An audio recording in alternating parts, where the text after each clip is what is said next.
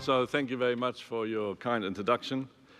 It's an absolute pleasure and a really deeply felt and appreciated honor to open this fourth day of this exceptional conference in this absolutely amazing venue.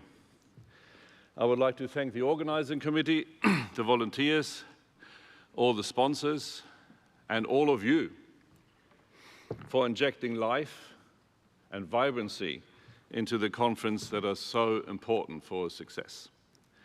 I will be giving this lecture as a professor and as a founder of companies, including Lacella and by its extension, its joint ventures Arbios and Mura Technology.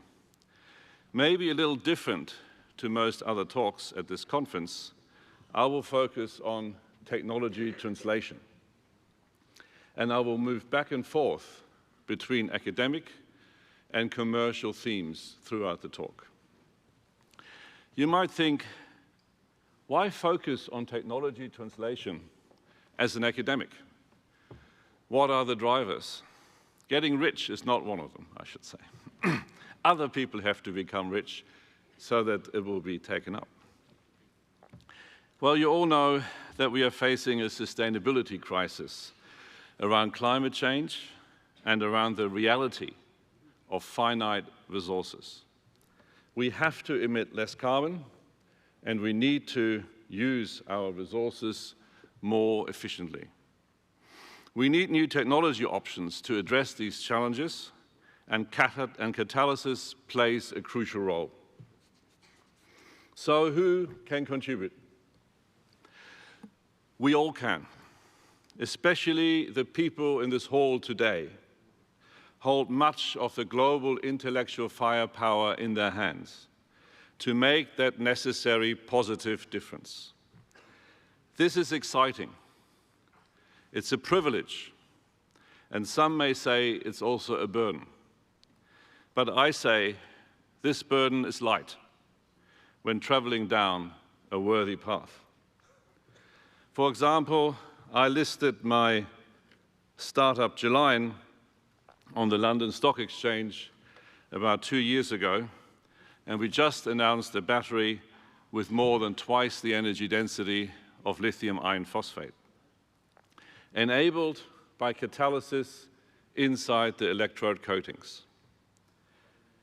Together, we can and we shall succeed in making a significant positive impact through catalytic science and technology.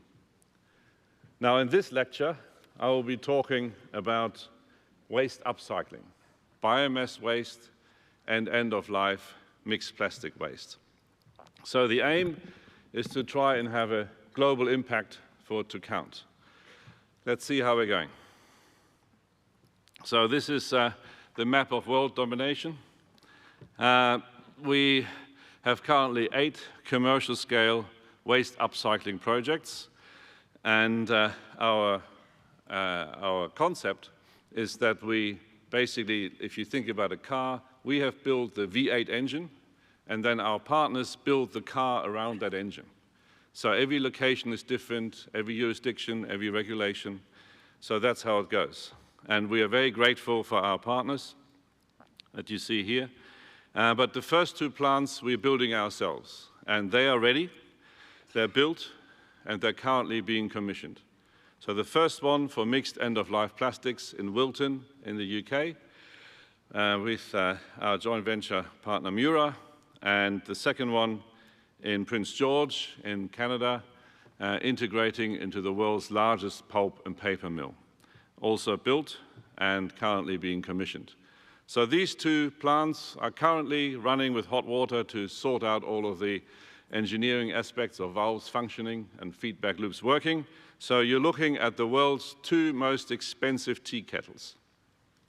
Why tea kettles? Because we're using hot water, hot compressed water as our processing liquid. Just so everybody is on the same place, you will all know water can come in a range of modes: ice, liquid, steam.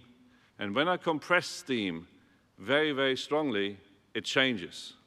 And around that change, that's what we call the critical point. And we end up with a supercritical fluid. And really special things happen then. So if I look at this plot where I keep the pressure constant at 300 bar, at the supercritical point, you see that the dielectric constant has gone very, very low.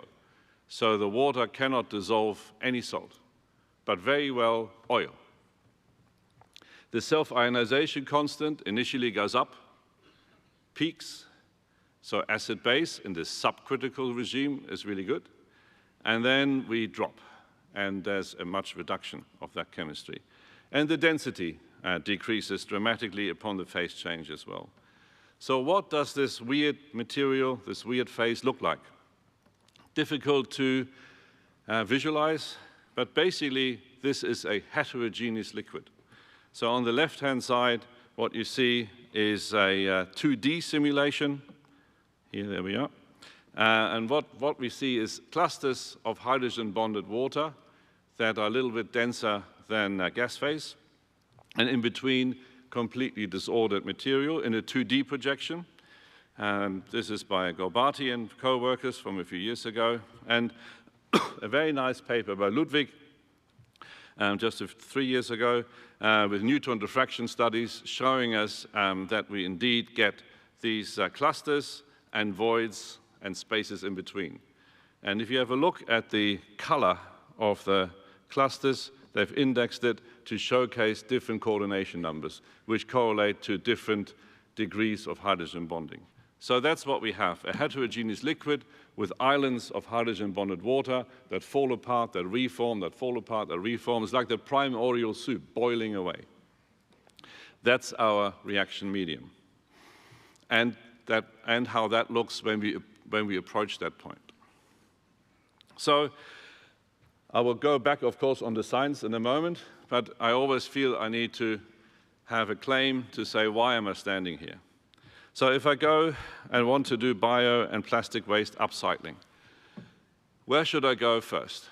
Fuels or chemicals, if I start a company from nothing? I mean, what I'll show you is 3 guys on our terrace in Sydney, right, with $1 each. And if I take fuels, that is a group of chemicals which has certain characteristics. And we end up with a few single products, but they're mixtures.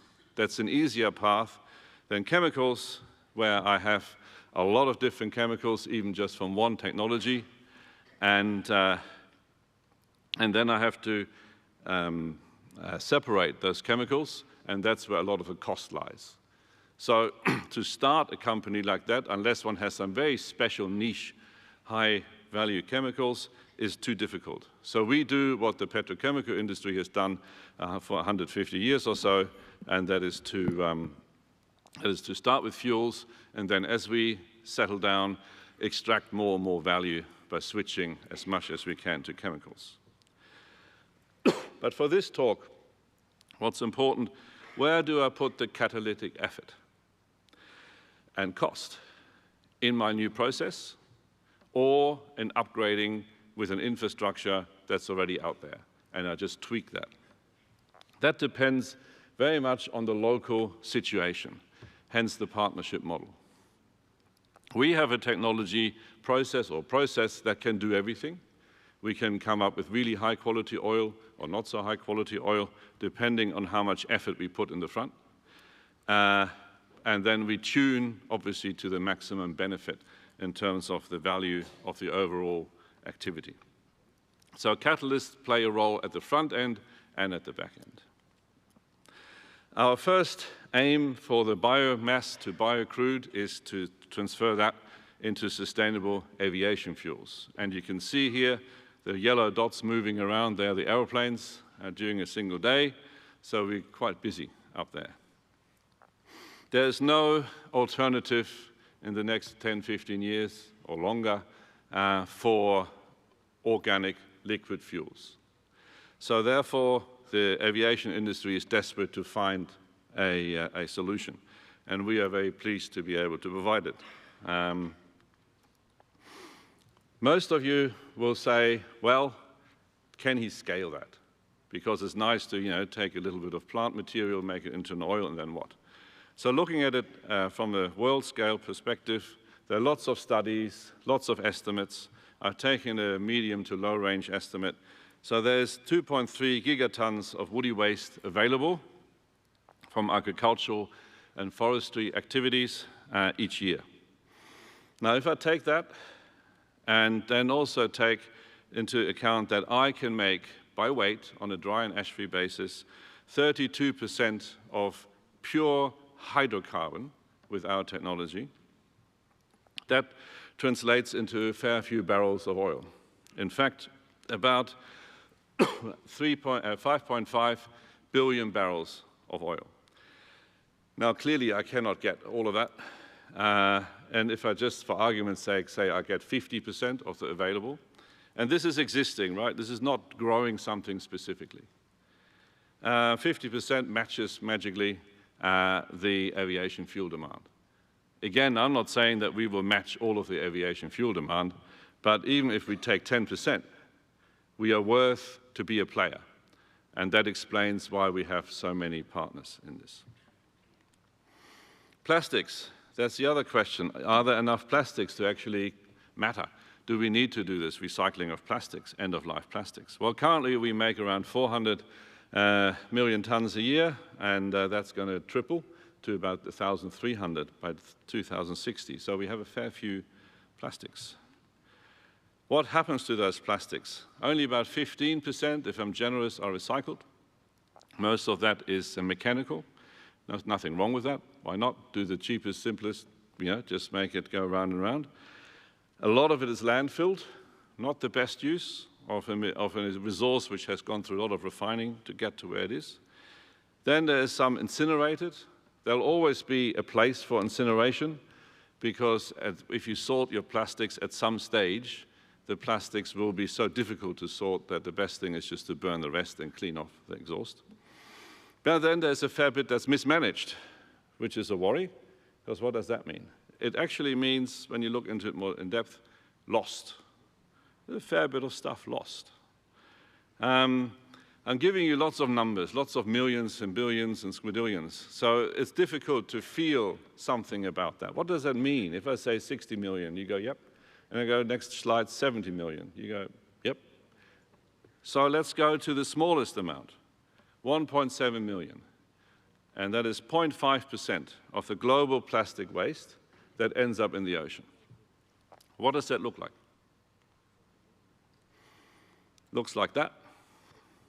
It says that by 2050, and some people are saying it's going to be earlier, if we don't change anything, we will have more plastic by weight in the ocean than fish. That cannot happen. That must not happen. So just because of that, it's worthwhile to do what we're doing, and obviously there are many other positive reasons. So if I want to go and have a go at plastics, where am I going to go as my initial target? Well, most people can't do this one, packaging, but that's the biggest. And if I take the plastic waste on packaging, I can get almost 1 billion barrels of oil with our technology, because for the plastics, we are able to generate more than 80% of liquid product from the mixed end-of-life plastic waste. So the stuff that still has burgers in it, a bit of chips, etc. So you may think, where does the rest go, the other 20%? Is it all Coke? Our Coke make is almost not findable. It's 0.5%. The rest is gases, and those gases are calorific, and they run the plant. So a super efficient process. I can't show you the engineering diagrams, obviously, so this is a conceptual flowchart. But here we start, I give you an idea of how this works. So we either have plastic or biomass, which we mix with water in a particular manner to produce a slurry. That goes into a reactor, and you see the two pictures of the two reactors, plastics and bio. And as I said, the first thing in plastics is that we get gases. And the gases are used to run the supercritical boiler and do a lot of other things in the plant. Then we make syncrude. We generate some inorganics, because, as you remember, they don't dissolve in the supercritical water, so we can separate them. End up with some processed water that can either be recycled or treated, and the treatment is nothing special. The inorganics can go into brickworks, cement works as a filler, and these are the fractions we make. This is straight out of the reactor after the distillation, so that's what it looks like. Naphtha, straight-run gas oil, light cycle, and waxes. And these are our partners. So KBR, one of the biggest engineering companies in the world, took a license for 100 million US and then pushes it into is pushing it into their customer base, including Mitsubishi and LG Chem. And we, as I said, are building the first 2 demonstration plants ourselves in partnership with Dow. And Dow has committed to 6 plants around the world. And as I said, we can make sustainable aviation fuels, and Canfor, Canadian Forest, is our partner there, and Shell is helping with the upgrading. So what does this sort of look like? This photo that you see on the bottom, let's see whether I can get there. Here, this is the pulp and paper mill, the world's largest, 6 million tons of sustainable wood. Up here is a refinery, and this is us. So that site is designed to take 800,000 tons a year. And currently, we're starting smaller with 20,000 tons a year, and the plant is designed to go to 100,000 tons. And this is what it looks like. You can see there's a lot of space. Our piece is really, really tiny on all of that. Most of that is storage of the waste and product. So that's the set of reactors for the biomass. And this is, you can see, a very small unit. So our bit is really, the conversion bit just starts here and ends there in the tanks. And here we've got the supercritical boiler and the feeding mechanism. Only the boiler and the feed mechanism is on concrete. Everything else is on stilts in the ground. And we are very proud of this because this is an innovation of how to build plants. You see that they all have sort of scaffolding around them. And that's because they're all skid mounted. So this whole plant was built inside a factory and pre-commissioned inside a factory. In Canada, that's important because it gets quite cold. So how many days, how many months, weeks, years did it take to actually put that stuff in those frameworks together on site and connect all the pipes? 12 days, 12 working days. So we're very proud of that. It reduces the cost a lot, makes it very modular, very flexible. So in order to do things just in terms of translation, you have the idea, the chemical idea. Then you need to do the process, the reactor, the engineering, the finances, the legals, the permitting, but also the mechanical engineering breakthroughs. You need all of that to actually make things work. And we still don't know whether it will be a roaring success, but we are hopeful. We had a slightly smaller one in Sydney, 7,000 tons a year, and that works. So in terms of background, supercritical liquefaction has been around for a while. In Germany in the 20s, they tried coal. The material science wasn't good enough, so the reactors kept blowing up, so they went for gasification, water gas shift, and then followed by Fischer-Tropsch. And the rest is history. Then there was a renewed interest due to the oil crises, and the focus was on really difficult stuff, municipal waste, toxic waste. Economics were challenging, and because the feed was so difficult, there were yield and stability issues. And then basically we came onto play because I think the community started to think, well, this is not going to really work, and it was pushed back into more academic lines of thinking. Now, why is it worthwhile to use our process? It's difficult to compare all the different oils. So this is a hand on my heart slide. This is the world according to Thomas, all right? I'm happy to argue this, but it's the world according to Thomas. And that is, we have a number of criteria, and we compare what pyrolysis oils for the same feedstocks look like compared to our oils. And we are more neutral, we are more stable, we have less oxygen, we have almost no char. So we are a different type of oil. And I hope I have convinced you with all our partners who have due diligence us to death, this is true. That's for biocrude. And for plastics, and I know there are lots of talks around plastics at this conference, I'm talking about mixed end-of-life, dirty, horrible plastic feedstock, chip packets, butcher stuff, bits of meat on it, trays. Our process gives us a really pure oil, relatively speaking, whereas pyrolysis has got trouble. Now again, if I were to put up virgin polyethylene, pyrolysis is doing pretty well. So I'm not dissing, as it were, pyrolysis as such. But for the really nasty stuff, it's troubled because of all the hetero elements, etc. We have different ways of dealing with it. So then the question is, how do these differences arise? So a bit of science now. No magic.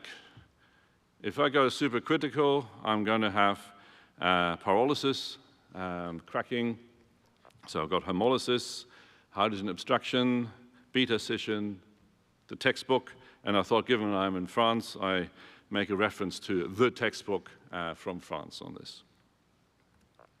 So cracking and pyrolysis dominate.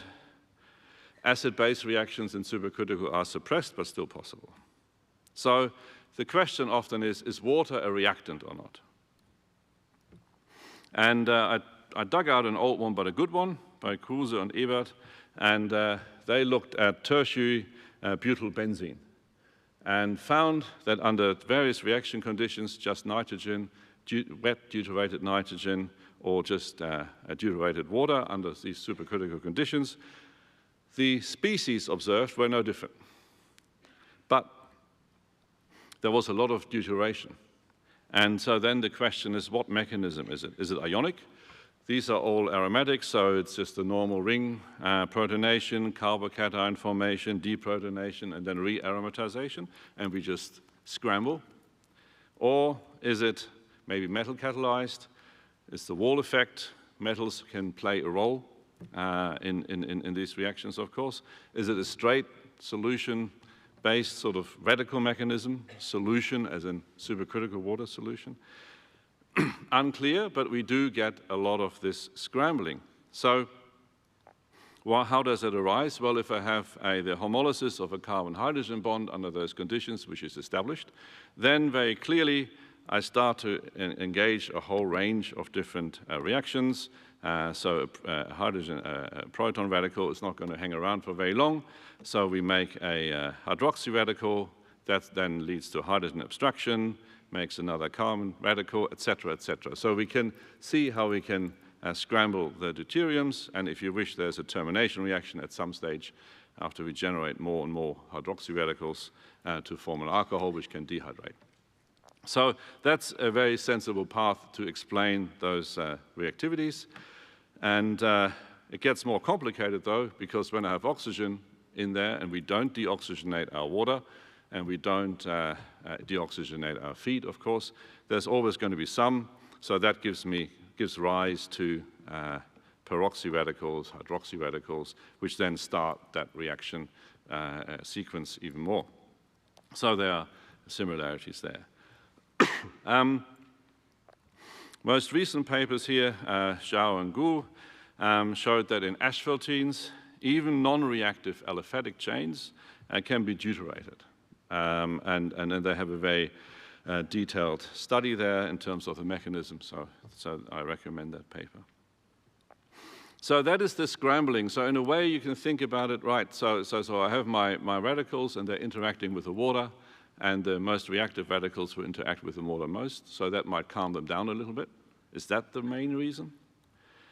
Let's have a look whether in our hands we can see the same. So if I take virgin polyethylene and I run it either in water or deuterated water and look at the in a GC at the deconstruction products here, and I take just 2 slices through my GC and look at the mass spec, what we see in the deuterated version of these various molecular ions, there's always extra weight. The isotopes have been changed because deuterium has been incorporated. So even virgin polyethylene, no oxygen, super controlled reactions, we get that incorporation. So there is clearly a strong interaction between the water and the feedstock, but doesn't necessarily change so much the, it's not incorporated as such. It doesn't oxygenate. There's a nice model just published by Chen, and he plotted a lot of the results from the literature versus density, and he says water is reactive or less reactive is to do with deuterium incorporation. And what he found was density is a key point. So the more dense the water, the more activity. And he's got a mathematical model where he's then able to show that the ionic mechanism I suggested and the radical mechanisms actually coexist, and you can deconvolute what's what depending on the reaction conditions.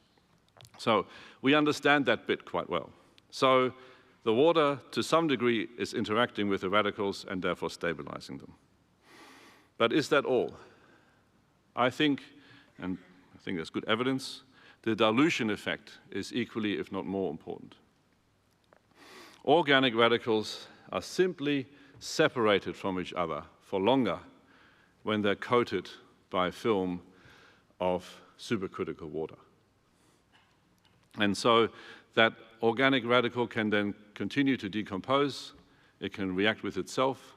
It reacts with the water, as I showed, and is more stable. And coke formation is inversely proportionate to water concentration. So that's evidence. And the other bit of evidence that in our process, we have almost no coke compared to what happens in pyrolysis. So our process levers are feed ratio of water to organics and the density, as I showed before. So very important. Another part that's important are microemulsions. So if I have plastic and it melts, it's not instantly soluble in the water, in the supercritical water. So it forms microemulsions, and we see that in the plant. And first of all, I have now a very high surface area interface between the oil and the water. And as the oil keeps to decompose, the oil peels off into the water phase and then is covered, dissolved, stabilized. So that's another reason why we're getting that low coke formation. And that is, of course, strongly affected by temperature. So our supercritical water temperature is here another major process lever. How about subcritical water? That's where we go with our biomass. We have obviously a huge array of chemical reactions there, far too many to describe.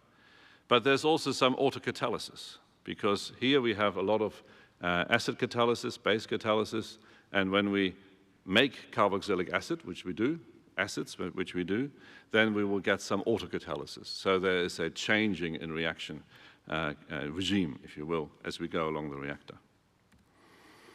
What we see in the producer gases is CO and mostly CO2. And how do we get those? We get those by decarbonylation and decarboxylation, of course. And that, if you take a starch or cellulose molecule, let's say, a polymer, that is preceded by hydrolysis, and then you get oxidative dehydrogenation. And there, we know, wall effects are really important.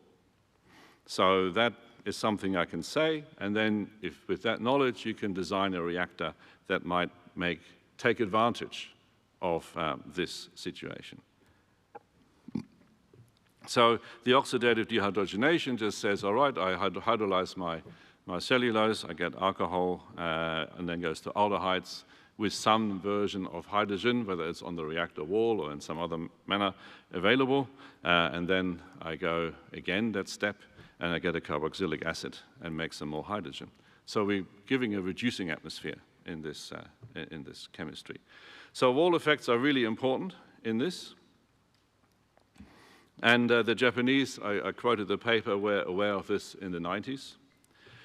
But the walls are really active. They're also active for aromatizations and isomerizations. So if I take polyisoprene, so rubber, and I pyrolyze that, I get as one of my major products limonene. However, in our process, we don't get any limonene. We get parathymine. And the way we explain it is that in our process here, we see in a stainless steel reactor, the limonene disappear completely, giving to parathymine. If I put in the same reactor a glass ampule, we basically get no reactivity. It all stays as is.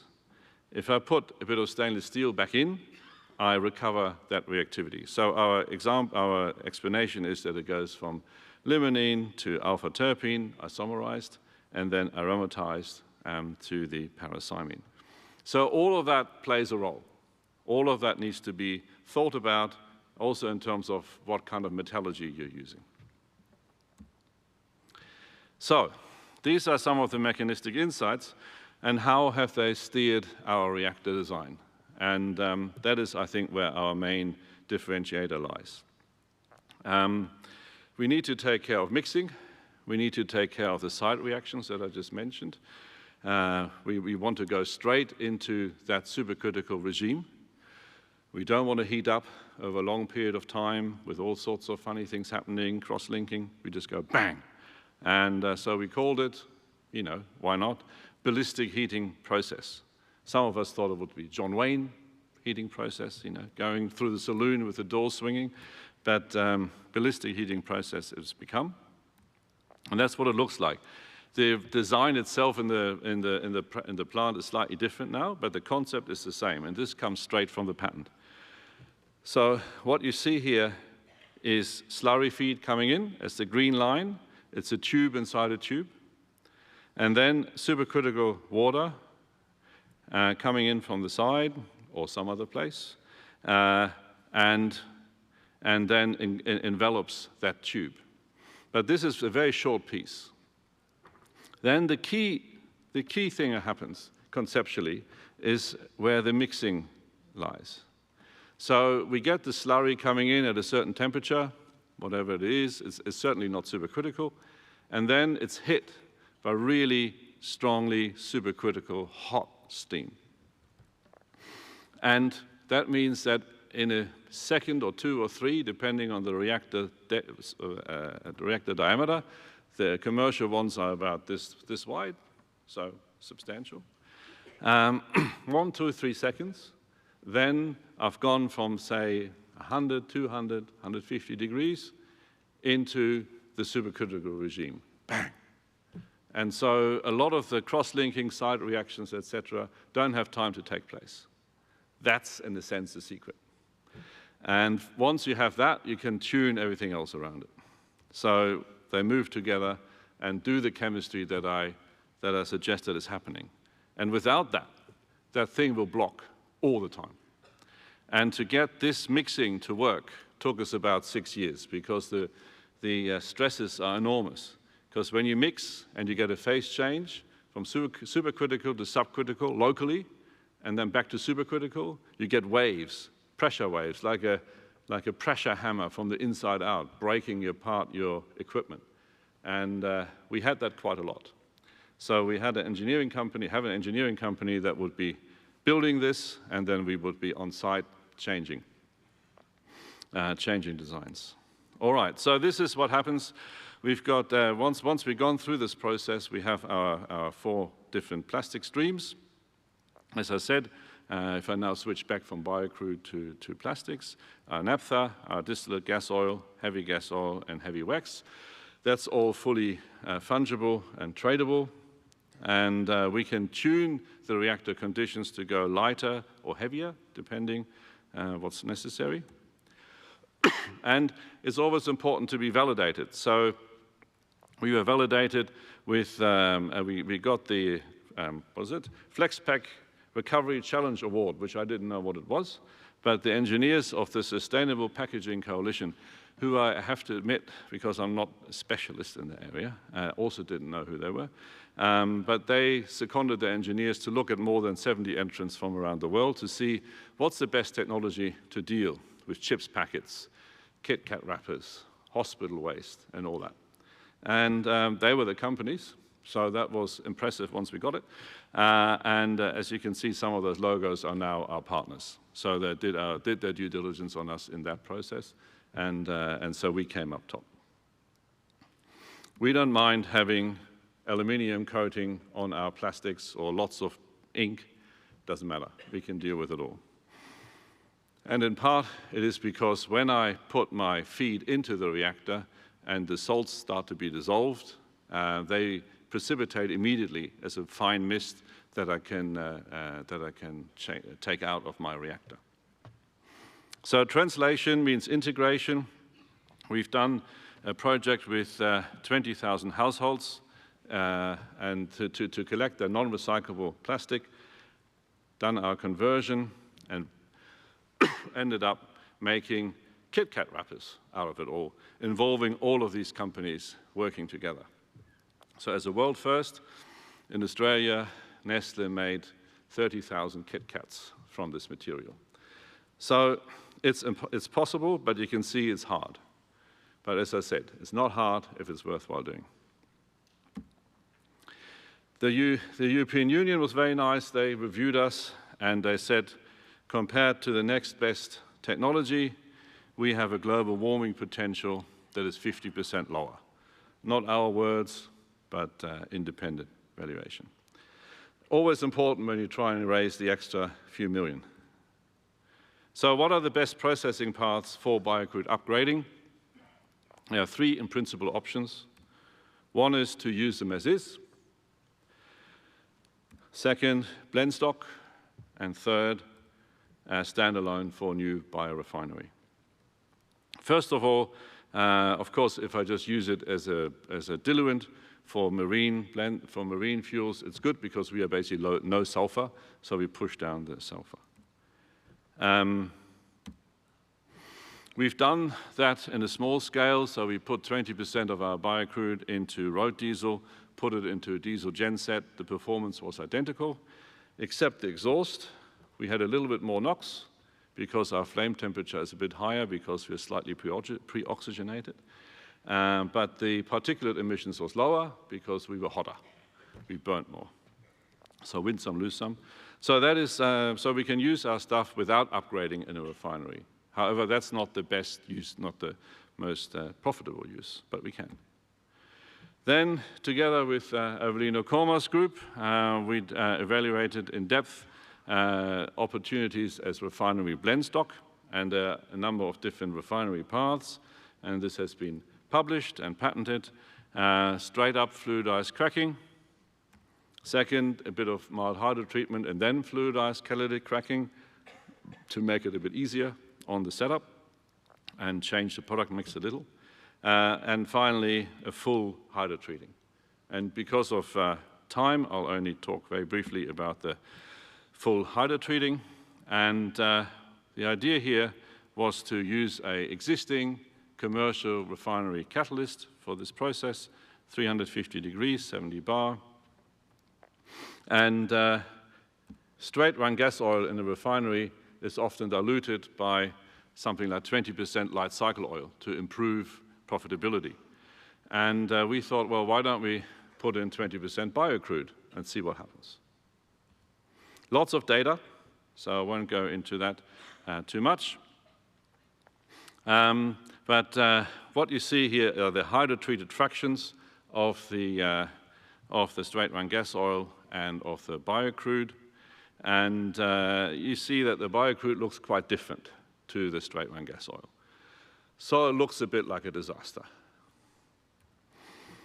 If I look at the hydrotreated mixture of the light cycle oil versus the straight run gas oil, that is quite similar. And so we are in good shape there. Now, drum roll, what happens with the bio? Wow, that looks actually a bit more similar if you look in depth, which you probably can't from that distance. But you know, if you raise money, that's where you want to be, right? So that looks pretty similar to the straight-run gas oil. And if you look deeply into the numbers, that's exactly where we are. We have higher saturates, we have a lower product density, and overall the composition is much closer to the pure straight-run gas oil-derived product. So not only can we do it, but we get a better product. And what must be happening is either due to the dilution, there's some internal hydrogen transfer going on between the two feeds, or the coking that might occur on the catalyst with only 20% is significantly less, so the catalyst can act on the diluted biocrude much more effectively. So two potential explanations. The product density overall is within specification of road diesel, so that all works well. And so we're in a happy place. In terms of stability, after 50 hours on stream, that's all pretty stable and good. And the catalyst does not coke in any way more than when we use light cycle oil, if anything, just a little bit less. So this is a really clear opportunity to use our material in an existing refinery stream with existing catalysts, and we just adjust a little bit the hydrogen use maybe, but even that not dramatically at all. When I look at 100% biocrude hydrotreating, I see that my catalyst is coking, and so therefore what we need to do, we need to have new specialized catalysts to reduce processing severity and enhance longevity. And we've done that.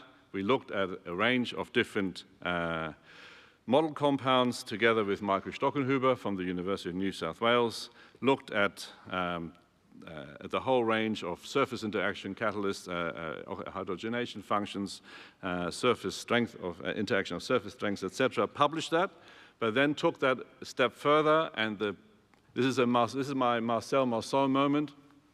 The patent lawyer said, I can only show you that, I can't show you the depth. We take the biocrude oil in one step to upgraded crude oil under better conditions, very stable, and we can tune it, naphtha, Jet 1A, and BTX as we need it. So we're very pleased about that. Acknowledgements, lots of people to acknowledge. You can see the picture here. This is my group after COVID, so we just came out and became Vikings. That's the battery company, and most importantly, Dr. Len Humphreys, my friend and colleague, CEO of Licella. We fought many battles together, and also Steve Mahn, CEO and co-founder of Mura. He's also chairman of Gelion, the battery company. So those two individuals have been just fantastic to be with, and all the other ones as well. So I'd like to leave you for the rest of the conference, and maybe for the rest of your life, I don't know, with this sentiment. To water, to life, and the future. Thank you very much.